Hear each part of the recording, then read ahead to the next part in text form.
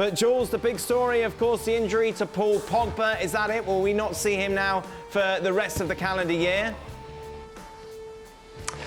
That's why it looks like the French national team today was briefing that it looks between 6 and 8 weeks, more 8 weeks than 6, by the way, which means no Paul Pogba until 2022 now. And the worst, of course, the length of the injury is bad, but the way he got injured, the way he injured himself is maybe the worst. It's the simple drill at training where the players pass the ball to Deschamps, who's got his back to goal on the edge of the box. Deschamps sort of flicks it a little bit, and then the players have to shoot on goal at Hugo Lloris.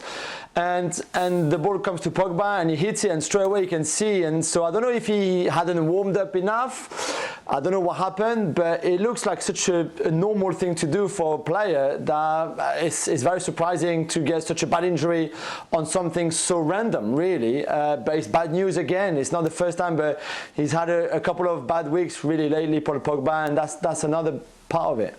Jules, am I right in thinking regarding Paul Pogba's contract at Manchester United, come January, he's only got 6 months left and therefore is eligible, if needs be, to sign for another club? Where does this leave all that situation?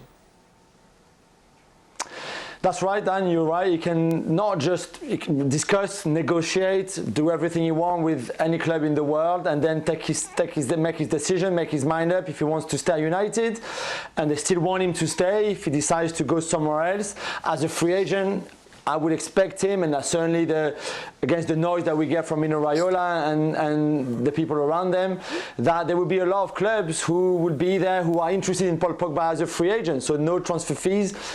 A hefty salary, of course, big commissions, of course, but at least no transfer fee to pay. We're talking Real Madrid, Barcelona, PSG, those kind of clubs who could, I think, look at Paul Pogba and say, you know what, at 29 years old, we'll take him. So he will have to then decide and pick where he wants to go, and that could also be staying at United if he wants to, if he feels that's the best thing to do.